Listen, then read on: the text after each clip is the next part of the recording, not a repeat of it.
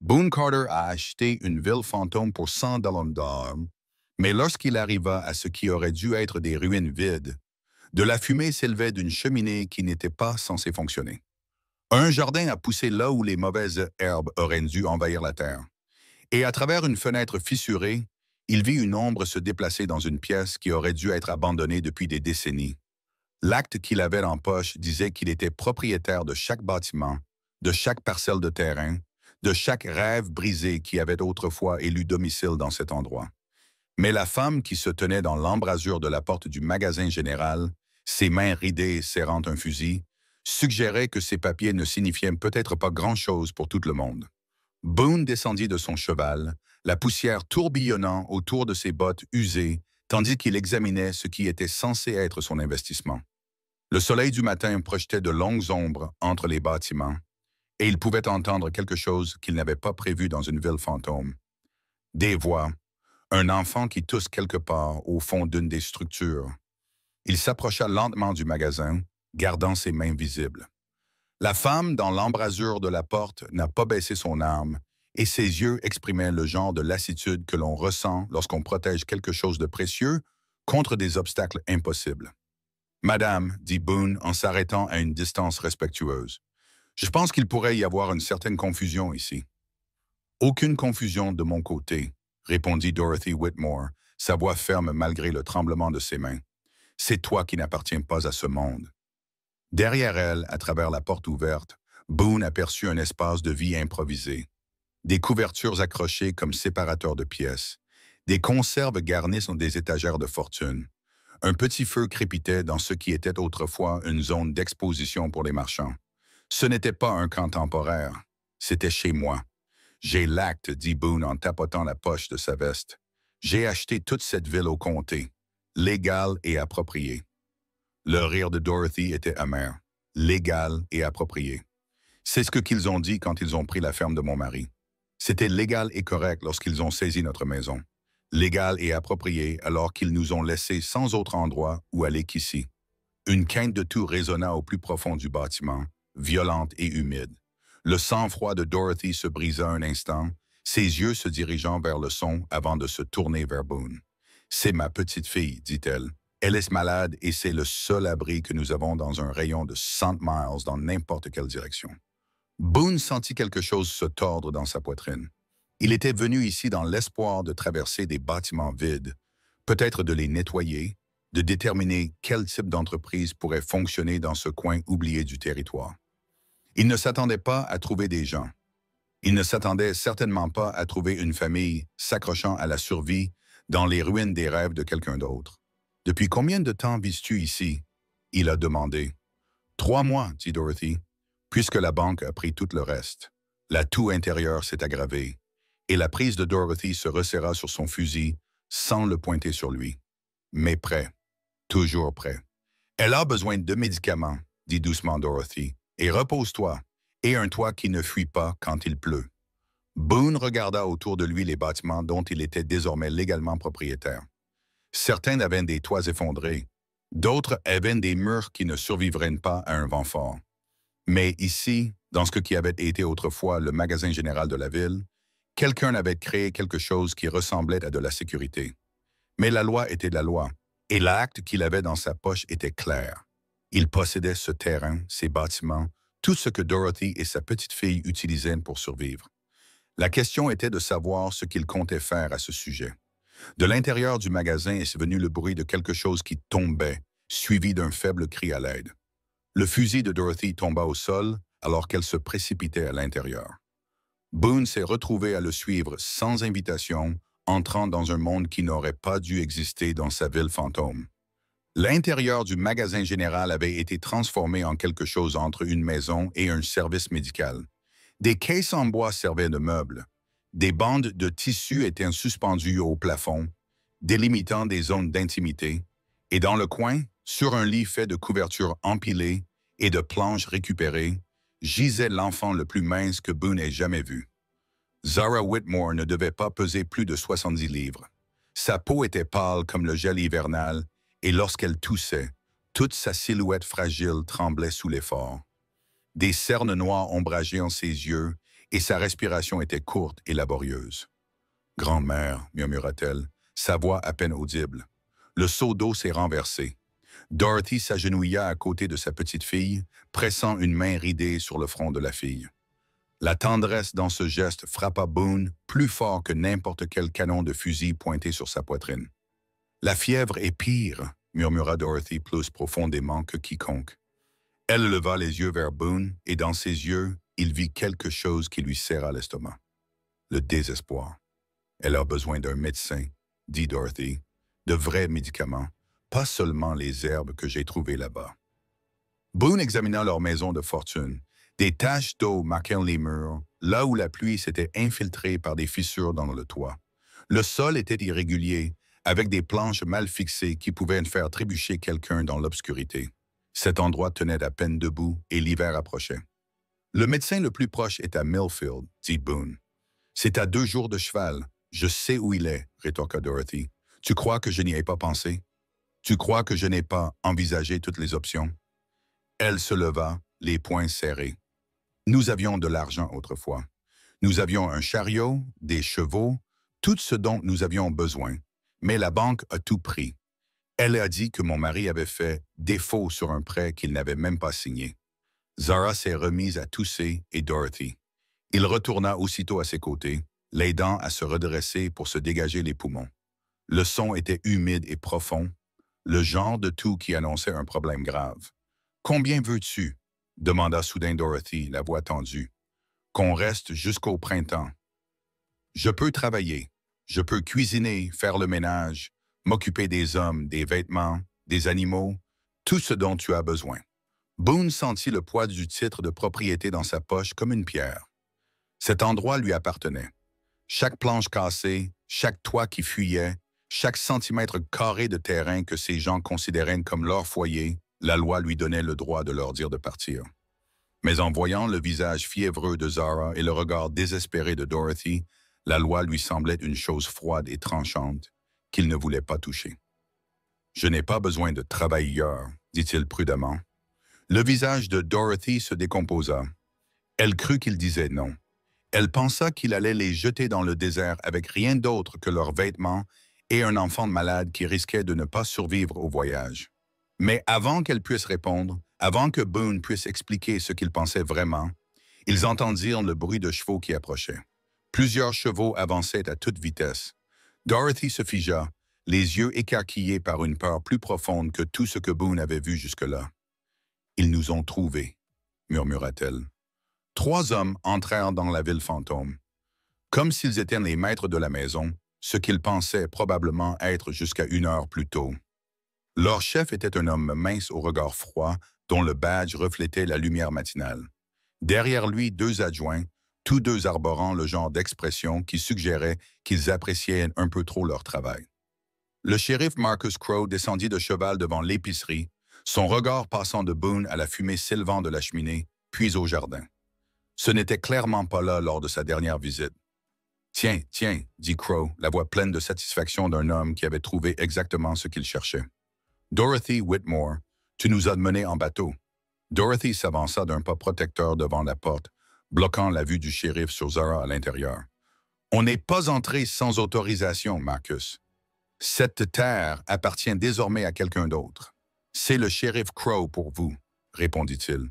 Mais son attention s'était portée sur Boone. « Et tu serais l'idiot qui achèterait ce tas de pierres sans valeur au comté. » Boone sentit quelque chose de froid s'installer dans son estomac. Il y avait une histoire ici du genre qui laissait des cicatrices et engendrait une haine qui ne s'apaisait pas avec le temps. « J'en suis légalement propriétaire, » dit Boone avec précaution. « L'acte est clair. Crowe a ri, mais il n'y avait aucun humour là-dedans. Propriété légale, c'est riche. Dis-moi, mon ami, le comté a-t-il mentionné qu'il t'avait vendu un terrain avec des dettes impayées? Madame Whitmore doit ici une somme considérable en prêts impayés et en pénalités. » Le visage de Dorothy devint blanc. Ces prêts étaient des faux. « Mon mari n'a jamais rien signé. »« Votre mari décédé ne peut pas en témoigner, » dit Crowe, « mais sa signature est conservée à la banque, ainsi que les intérêts accumulés et les frais de retard. Cela revient à environ 800 $ maintenant. 800 $. Boone a senti que ce chiffre le frappait comme un coup physique. C'était plus d'argent que la plupart des gens n'en ont vu en 5 ans. Plus que ce que Dorothy aurait pu avoir et certainement plus que ce qu'il avait payé pour toute la ville. Elle n'a pas 800 $, a déclaré Boone. Non, elle ne le fait pas, acquiesça Crow. C'est pourquoi elle vient avec nous. La banque dispose d'autres moyens de régler les dettes. L'un des adjoints s'est avancé, la main posée sur son arme. « Madame, vous devez venir en toute tranquillité maintenant. » De l'intérieur du magasin provenait le bruit de la toux de Zara, violente et désespérée. Les mains de Dorothy tremblaient, mais elle ne bougea pas de la porte. « Ma petite fille est malade, dit Dorothy, et elle ne peut pas voyager. Alors tu aurais dû y penser avant de manquer à tes obligations, répondit Crow. L'enfant viendra aussi. La banque récupère toujours ses investissements. Boone sentit quelque chose de sombre et de colérique se dérouler dans sa poitrine. Il avait vu suffisamment de justice frontalière pour savoir ce qui arrivait aux gens qui devaient de l'argent qu'ils ne pouvaient pas payer. Les femmes en particulier et les enfants qui ne pouvaient pas travailler se retrouvaient dans des endroits dont les gens honnêtes ne parlaient pas. De quel genre de travail parle-t-on? Boone a demandé, même s'il soupçonnait qu'il connaissait déjà la réponse. Le sourire de Crow était laid. Le genre de solution qui permet de rembourser ses dettes de manière très efficace. Le sang-froid de Dorothy finit par se briser. « S'il te plaît, murmura-t-elle, ce n'est qu'une enfant. Elle est malade. Tu ne vois pas qu'elle est malade? » Mais Crow faisait déjà signe à ses adjoints d'avancer. Ils se sont approchés du magasin comme des hommes qui avaient déjà fait cela auparavant, qui savaient exactement comment gérer les femmes désespérées et les enfants malades. C'est à ce moment-là que Boone a pris une décision qui allait tout changer. Il s'interposa entre les députés et Dorothy, sa main se déplaçant pour se poser sur son propre pistolet. La dame a dit « Non ». Le silence s'étirait comme un fil sur le point de se rompre. Les yeux du shérif Crow se rétrécirent tandis qu'il étudiait Boone, observant le cuir patiné de sa ceinture d'armes, la façon dont il se tenait fermement, l'absence totale de peur dans sa position. « Tu ne veux pas t'impliquer là-dedans, mon ami, » dit Crow, sa voix prenant un ton différent. Plus prudent maintenant, comme un homme qui réalise soudainement qu'il a peut-être affaire à quelqu'un de dangereux. « Trop tard pour ça, » répondit Boone. « Ces gens sont sur ma terre. Cela me concerne. » L'un des adjoints, un jeune homme aux yeux nerveux, changea de position. « Shérif, peut-être devrions-nous simplement revenir une autre fois. »« Tais-toi, Collins. » Le corbeau a craqué. Mais son attention ne quitta jamais Boone. « Tu as une idée de ce dans quoi tu interfères, Sissi. »« Éclaire-moi. » Le corbeau cracha dans la poussière. Le mari de Madame Whitmore a emprunté de l'argent à la Millfield Bank, a signé des papiers, a fait des promesses, puis a eu le mauvais jugement de mourir avant de rembourser ce qu'il devait. La dette incombe désormais à sa famille. « C'est pratique, » a déclaré Boone. « Les morts ne peuvent pas contester des signatures. C'est une accusation grave, c'est une situation sérieuse. » Dorothy resta figée dans l'embrasure de la porte, prise entre l'espoir et la terreur, derrière elle. La toux de Zara s'était calmée, mais Boone pouvait entendre sa respiration difficile dans le silence. Le corbeau fit un pas en avant. « Tu sais ce que je pense? Je pense que tu ne comprends pas comment les choses fonctionnent ici. Ce territoire a des lois et je les fais respecter. La banque a des droits, la banque, et je les protège. Madame Whitmore a des dettes et je les recouvre. Et si ces dettes ont été fabriquées, ce n'est pas à vous d'en décider. » La main de Crow tomba sur son âme. « Maintenant, écartez-vous. » Boone ne bougea pas. « Montre-moi les papiers. » « Quoi? Les documents de prêt, les signatures. Si cette dette est réelle, prouvez-le un instant. » L'incertitude traversait le visage de Crow.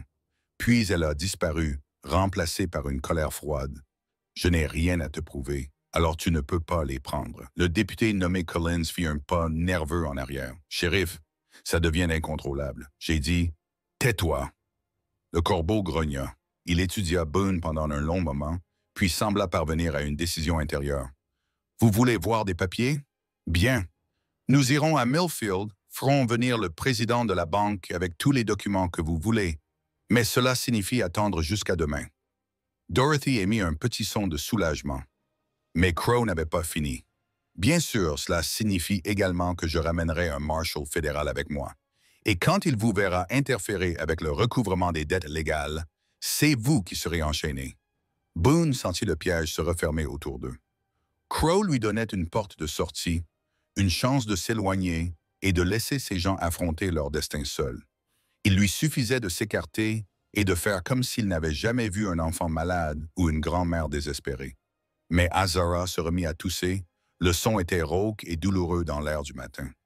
Boone réalisa qu'il avait déjà fait son choix lorsqu'il avait vu pour la première fois Dorothy debout dans cette porte avec un fusil dans les mains et la peur dans les yeux.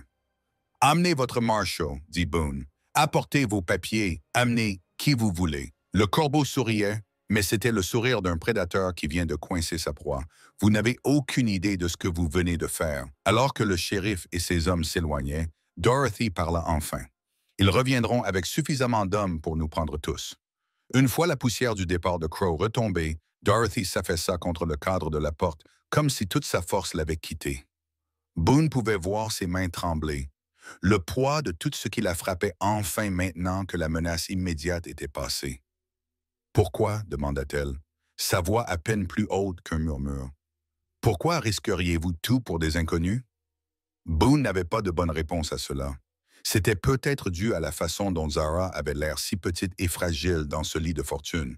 C'était peut-être le désespoir dans les yeux de Dorothy lorsqu'elle lui avait proposé de travailler pour leur subsistance. Ou peut-être était-ce simplement parce qu'il avait passé trop d'années à regarder des hommes puissants écraser des gens qui ne pouvaient pas riposter. « Parlez-moi du prêt, » dit-il au lieu de répondre à sa question. Dorothy resta silencieuse si longtemps que Boone pensa qu'elle ne répondrait pas. Puis elle a retrouvé une partie de sa force antérieure. « Mon mari Thomas n'a jamais emprunté d'argent à personne, » a-t-elle déclaré. Il était fier de cette façon, têtu, a-t-il déclaré, la dette n'était qu'une autre sorte de chaîne. Elle s'arrêta, regardant vers l'horizon où Crow et ses hommes avaient disparu.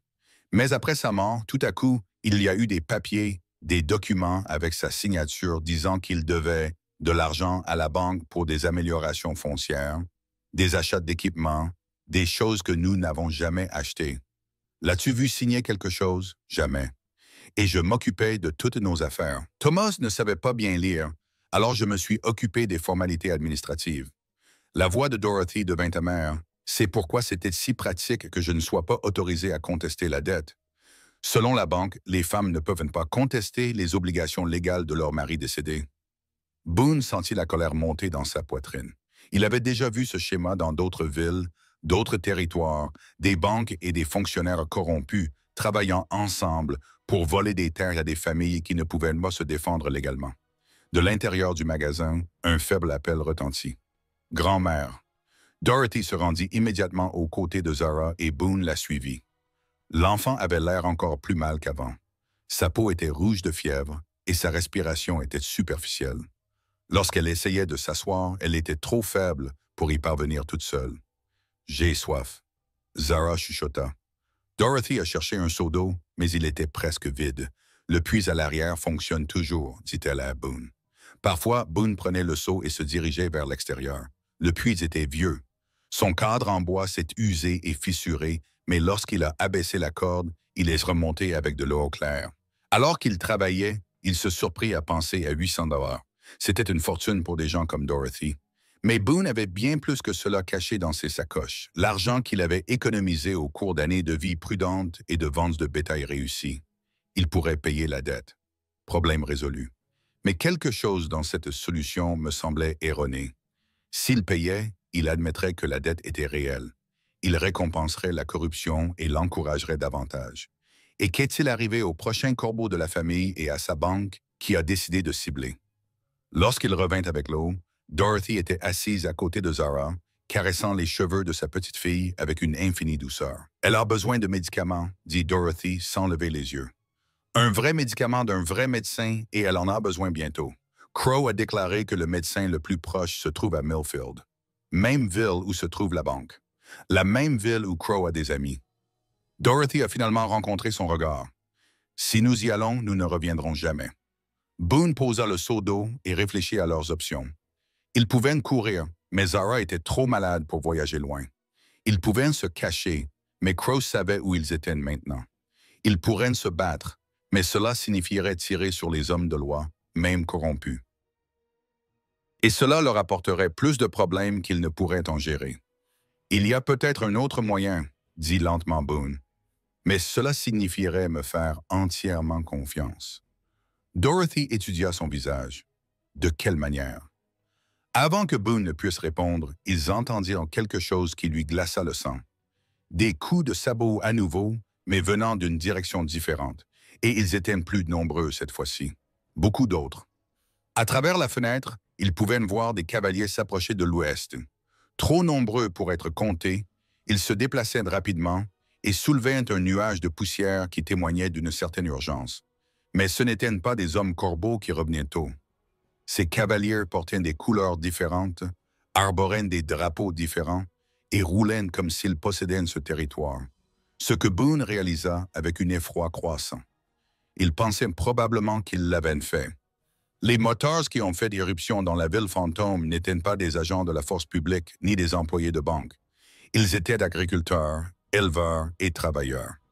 Tous armés et tous portant la même expression de détermination désespérée que Boone avait vue dans les yeux de Dorothy. Leur chef était une femme à peu près du même âge que Dorothy, mais là, Dorothy montrait la lassitude de quelqu'un qui avait couru. Cette femme dégageait la colère concentrée de quelqu'un qui a décidé d'arrêter de courir et de commencer à se battre. « Dorothy Whitmore !» cria la femme en descendant de cheval. « Nous vous cherchions !»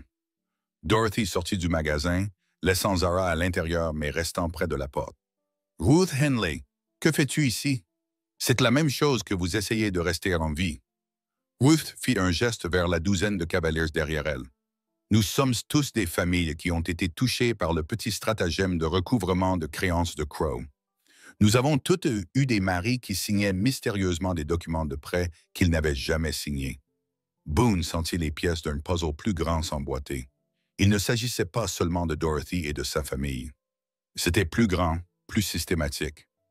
Crow et la banque ne volaient pas seulement une famille. Ils volaient tous ceux qui ne pouvaient pas se défendre.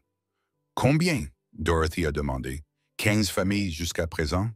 Ruth répondit. « Peut-être plus. Difficile à dire, car certains ont simplement disparu plutôt que de se battre. » Son regard se tourna vers Boone. « Et tu serais l'homme qui s'achèterait une ville pleine de problèmes. » Il semblerait que ce soit le cas.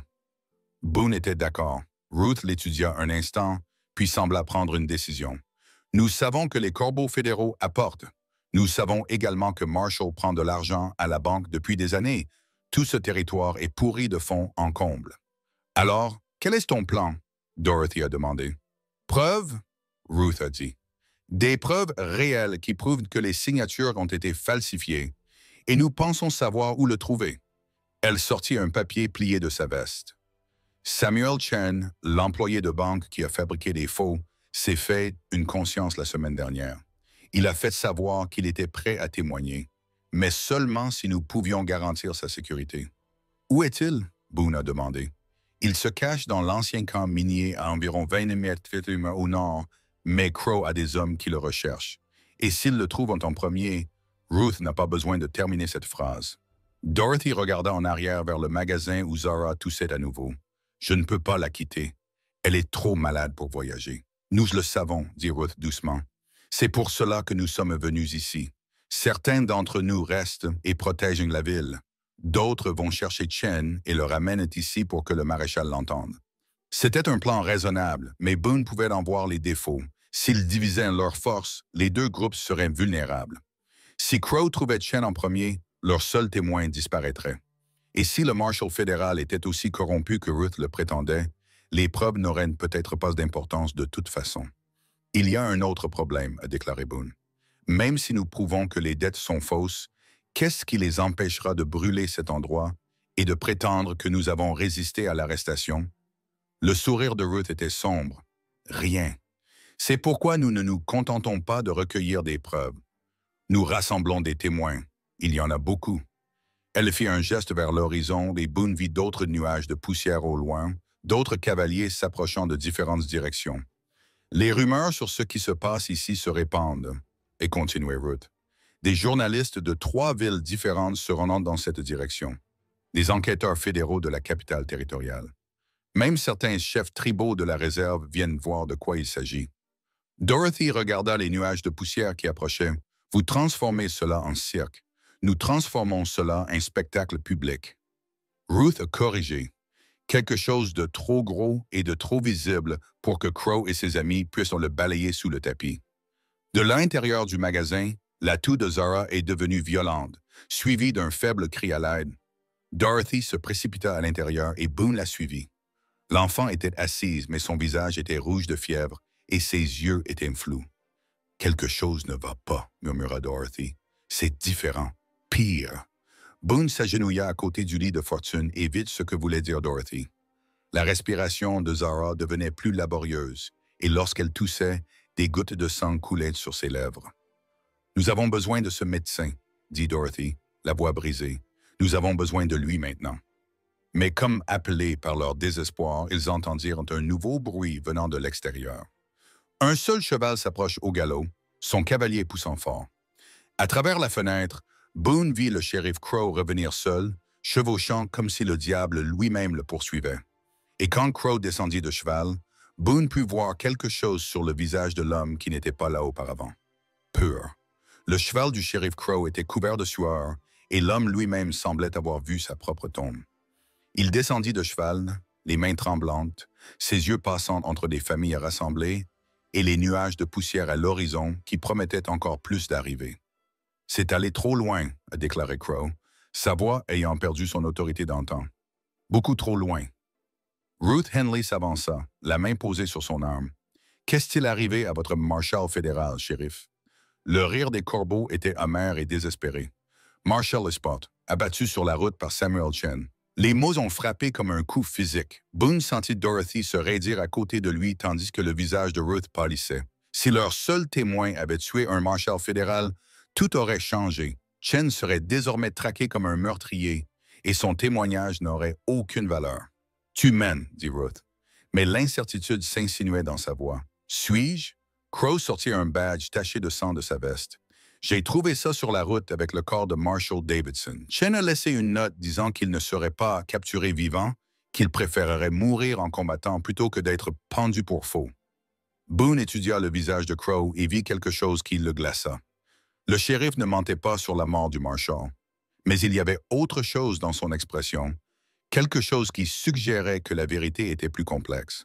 « Où est Chen maintenant? » Boone a demandé. « Disparu. Disparu dans les montagnes avec suffisamment de preuves pour prendre la moitié des fonctionnaires du territoire. » La voix de Crow réduisit à un murmure, y compris moi. L'aveu flottait dans l'air comme la fumée d'un canon de fusil. Autour d'eux, les familles rassemblées se déplaçaient avec agitation, les mains se dirigeant vers les armes. La situation s'aggravait au-delà du contrôle de quiconque. À l'intérieur du magasin, la toux de Zara avait cessé, remplacée par quelque chose de pire. Silence. Dorothy s'est précipitée à l'intérieur et son cri a fait courir tout le monde. L'enfant gisait immobile sur son lit de fortune, sa peau grise et sa respiration si superficielle qu'elle était à peine détectable. Du sang tachait la couverture sous sa tête et ses yeux s'étaient révulsés jusqu'à ce que seul le blanc soit visible. Elle est en train de mourir. Dorothy sanglotait en berçant la forme molle de Zara. Mon bébé est en train de mourir et je ne peux rien faire. Boone s'agenouilla à côté d'eux, pressant son oreille contre la poitrine de Zara. Son rythme cardiaque était rapide et faible, comme les ailes d'un oiseau battant contre une fenêtre. La maladie qui se développait en elle avait atteint un point critique. Le médecin le plus proche est encore à 2 jours, dit Dorothy, la voix brisée. Même si nous roulions dur, même si nous partions maintenant, elle ne survivrait pas au voyage, termina Boone doucement. Dehors, ils entendaient arriver d'autres chevaux, les journalistes dont Ruth avait parlé. Probablement les enquêteurs territoriaux, des gens qui voudraient des réponses, des explications, quelqu'un à blâmer pour le chaos qui se déroulait. Corbeau apparut dans l'embrasure de la porte, regardant l'enfant mourant avec quelque chose qui aurait pu être un véritable remords. « Il y a un médecin dans la colonie tribale, » dit-il doucement. « Le vieux guérisseur qui a sauvé des gens que les médecins blancs n'ont pas pu aider.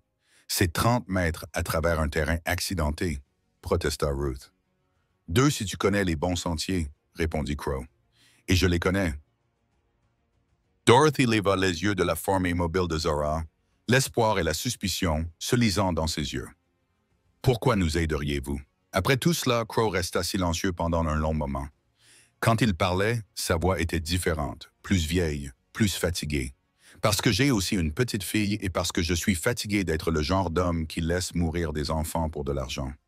Mais alors même que les mots quittaient sa bouche, ils entendirent de nouveaux sons venant de l'extérieur, des cris, le craquement distinctif des coupes de feu, et en dessous de tout cela, le tonnerre de nombreux chevaux approchant rapidement. L'armée privée de la banque était arrivée, et elle ne venait pas pour négocier. Les tueurs à gages des banques se sont rendus dans la ville fantôme, s'attendant à trouver des familles sans défense recroquevillées dans les ruines. Au lieu de cela, ils se sont retrouvés face à 2 douzaines de colonnes armées, 3 journalistes avec des caméras et d'un enquêteur territorial qui documentait la corruption dans la région depuis des mois. La fusillade fut brève et décisive. Lorsque la fumée s'est dissipée, la moitié des hommes de la banque étaient blessés. Les autres s'étaient rendus et leur chef exigeait de parler à celui qui était aux commandes. « Ce serait moi, » dit Boone en s'avançant avec son arme toujours dégainée. Le chef, un homme balafré nommé Pike, a craché du sang dans la poussière. « Tu n'as aucune idée de ce que tu fais. La banque contrôle tout ce territoire. »« Plus maintenant, » dit une nouvelle voix. L'enquêteur territorial, un homme mince nommé Williams, s'est approché avec une sacoche en cuir remplie de documents. Samuel Chen n'a pas tué ce Marshall. Il l'a sauvé. Marshall Davidson est vivant et en convalescence dans la colonie tribale, avec suffisamment de preuves pour fermer définitivement la Millfield Bank. Le visage du corbeau devint blanc. Mais l'insigne, le sang de Chen, expliqua Williams. Un homme a reçu une balle en protégeant le Marshall des vrais tueurs. Les mêmes hommes qui falsifiaient des signatures et volaient des terres depuis des années. La vérité a frappé comme un marteau. Crow n'avait pas essayé de protéger un système corrompu. Il avait été manipulé par ceux-là, utilisé comme un outil involontaire par des gens qui le considéraient comme jetable. Mais rien de tout cela n'avait d'importance pour Dorothy, qui tenait toujours la forme inconsciente de Zara. La respiration de l'enfant était devenue si superficielle que chaque respiration pouvait être la dernière. « Elle a besoin d'aide maintenant, » dit Dorothy désespérément. Crow regarda l'enfant mourant, puis son cheval, puis prit une décision qui définirait le reste de sa vie. « Je l'emmènerai chez le médecin tribal. Je connais l'essentiel et mon cheval est frais. »« Je viens avec toi, » dit Dorothy. « Et moi, » ajouta Boone. Ils ont fabriqué un travoir à partir de couvertures et de poteaux en bois, sécurisant soigneusement Zara pour le voyage difficile à venir. Alors qu'il s'apprêtait à partir, Ruth s'est approchée avec quelque chose dans ses mains. « Cela est venu avec l'enquêteur, » a-t-elle dit, en remettant à Dorothy un document d'apparence officielle, déclarant que toutes les dettes falsifiées sont nulles. « Tu es libre, Dorothy. Vous êtes tous libres. » Le voyage jusqu'à la colonie tribale a mis à l'épreuve toutes les compétences que possédait Crow en tant que cavalier et pisteur. Ils ont traversé des canyons étroits, ont fortifié des ruisseaux impétueux et ont escaladé des pentes rocheuses qui auraient brisé des hommes moins puissants. Mais la connaissance du terrain de Crow s'est avérée exacte, et ce qui aurait dû être un voyage d'une journée n'a duré que 6 heures. Le médecin de la tribu, un homme âgé nommé Joseph Whitehorse, examina Zara avec des mains douces et des yeux connaisseurs.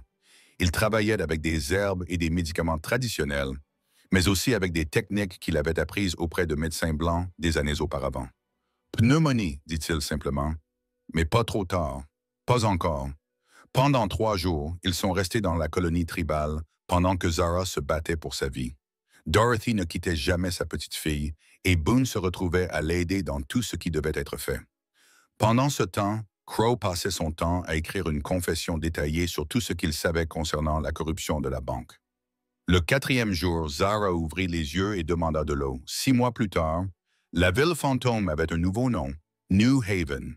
Boone avait divisé ses terres entre les familles qui avaient été escroquées par la banque, ne gardant que ce qu'il fallait pour un petit ranch où il élevait du bétail et cultivait des légumes. Dorothy dirigeait le magasin général qui vendait désormais des marchandises, et Zara était devenue suffisamment forte pour aider aux opérations quotidiennes. Crow avait purgé sa peine dans une prison territoriale et était retourné travailler comme shérif de New Haven, protégeant 7 fois le peuple plutôt que les puissants. La Millfield Bank avait été dissoute et ses actifs distribués aux familles qu'elle avait lésées. Alors qu'Autumn peignait les collines autour de leur colonie, Boone se tenait dans son jardin et regardait Zara chasser les poulets, tandis que Dorothy s'occupait des clientes dans le magasin. Il avait acheté une ville fantôme pour 100 $ et avait trouvé quelque chose qui valait bien plus que de l'argent. Il avait trouvé une famille, et parfois, dans les moments de calme entre le coucher du soleil et la lumière des étoiles, il pouvait entendre les véritables esprits de la ville fantôme. Pas les morts agités, mais les rêves vivants de personnes qui avaient enfin trouvé un endroit où vivre. Si vous avez aimé cette histoire, cliquez maintenant sur la vidéo sur votre écran pour regarder un autre conte western inoubliable où le destin et le courage se heurtent d'une manière à laquelle vous ne vous attendiez pas. N'oubliez pas de vous abonner et de participer à une super discussion pour nous aider à continuer à vous proposer plus d'histoires comme celle-ci. Votre soutien signifie tout pour nous.